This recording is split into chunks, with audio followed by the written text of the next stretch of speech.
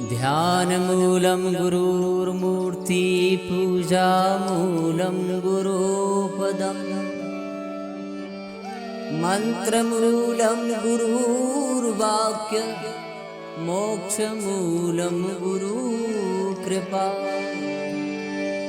अखण्डमण्डलाकारं व्याप्तं येन चराचरं तत्पदं दर्शितं येन तस्मै श्री गुरुवे नमः। आइए आज हम सदन कसाई की कथा आपके सामने लेकर आए हैं। बहुत ही सुंदर और भगवत भक्ति का भाव बढ़ाने वाली ये कथा है। प्राचीन समय में सदन नामक कसाई जाति के एक भक्त हो गए हैं। यद्यपि ये जाति से कसाई थे, फिर भी इनका हृदय दया से पूर्ण था। आजीविका के लिए और कोई उपाय न होने से दूसरों के यहाँ से मांस लाकर बेचा करते थे। स्वयं अपने हाथ से पशुवध नहीं करते थे। इस काम में भी इनका मन लगता नहीं था, पर मन मारकर जातीय व्यवसाय होने से करते थे। सदन का मन तो श्री हरि के चरणों में रम गया था। रात दिन वे केवल हरि हरि करते रहते थे। सदना कसाई ताकि नीकी कसाई, जैसे 12 बानी सोने की कसौटी कसाई है। जीव को न बध करें, ऐ पे कुलाचार ढरे, बेचे मांस लाए प्रीत हरि सुन लगाई है। भगवान अपने भक्त से दूर नहीं रहा करते। सदन के घर में वे सालग्राम रूप से विराजमान थे। सदन को इसका पता नहीं था। वे तो सालग्राम की पत्थर का एक बाट समझते थे और उनसे मांस तोला करते थे।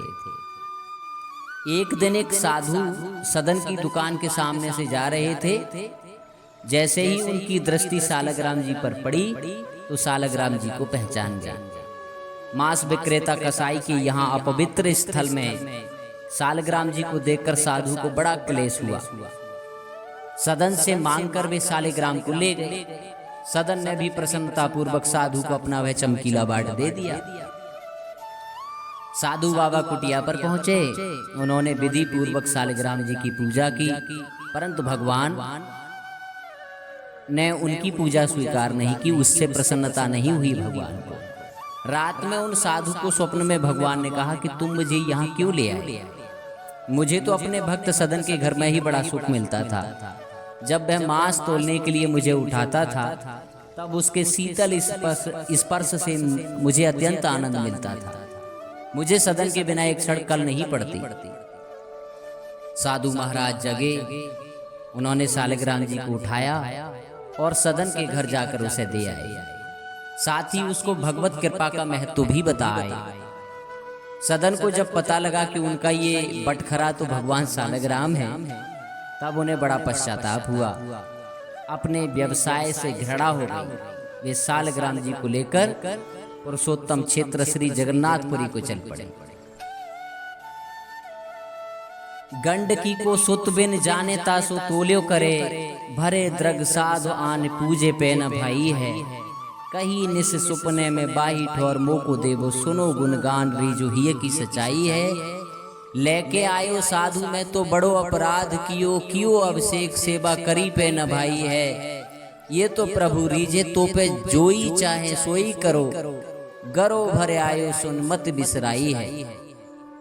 बेई हर ओर धार डार दियो कुलाचार, चले जगन्नाथ देव चाह उपजाई है।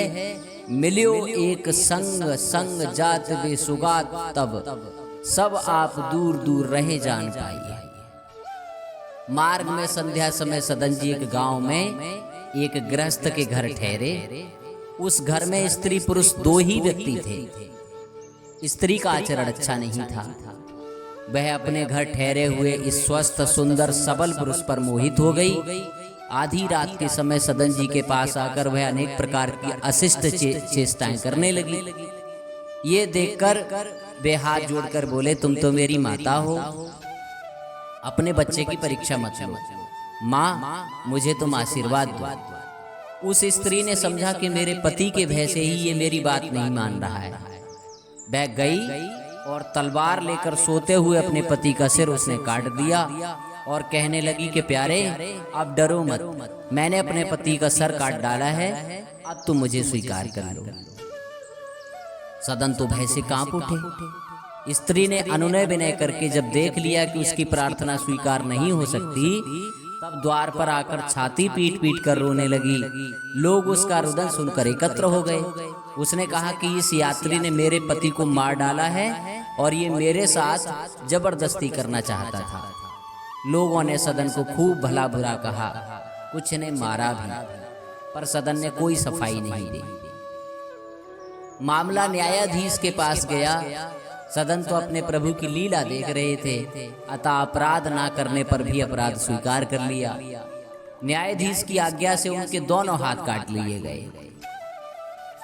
सदन के हाथ कट गए, रुधिर की धारा चलने लगी। उन्होंने इसे अपने प्रभु की कृपा ही माना। उनके मन में भगवान के प्रति तनिक भी रोष नहीं आया। भगवान के सच्चे भक्त इस प्रकार निरपराध कष्ट पाने पर भी अपने स्वामी की दया ही मानते हैं। भगवान नाम का कीर्तन करते हुए सदन जगन्नाथपुरी को चल पड़े। उधर पुरी में प्रभु ने पुजारी जी को स्वप्न में आदेश दिया कि मेरा भक्त सदन मेरे पास आ रहा है, उसके हाथ कट गए हैं, पालकी लेकर जाओ और उसे आदर पूर्वक ले आओ। पुजारी पालकी लिवाकर गए और आग्रह पूर्वक सदन को उसमें बैठा कर ले आए।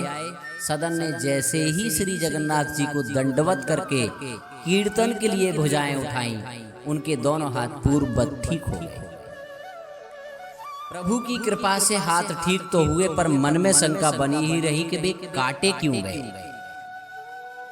आगो आयो मग गांव भिक्षा लेन, एक ठाव गयो नयो रूप देख कोतिया रीस परी है। बैठो या ही ठौर करो भोजन निहोर, कहो रहो निस सोए आई मेरी मत हरी है। लेवो मोको संग करो काटो तो ना होए रंग, बूझी और काटी पत ग्रीब पे न डरी है। कही अब पागो मोसो नातो कौन तोसो, मोसो शोर करे उठी इन मार्यो भीर करी है। हाकिम पकड़ पूछे कहे हंस मार्यो हम, डारियो सोच भारी कही हाथ काट डारिये। कट्यो कर चले हरे रंग माज झिले, मानी जानी कछु चूक मेरी यही उर धारिये। जगन्नाथ देव आगे पालकी पठाई रैन, सदना सो भक्त कहाँ चढ़े न विचारिये। चढ़े आए प्रभु पास सुपनो सो मिट्यो त्रास, बोले दे कसोटी हूँ पे भक्त विस्तारी।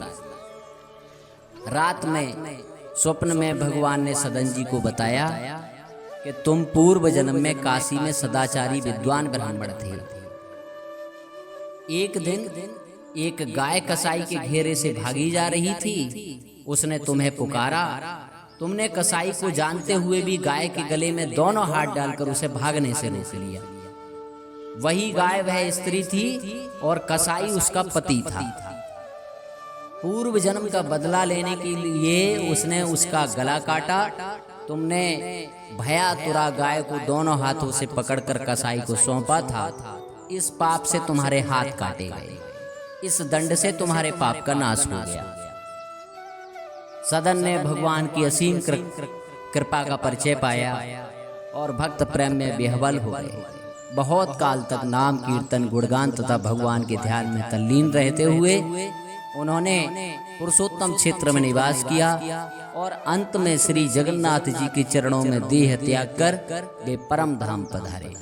बोलिए सियापत रामचंद्र की जय।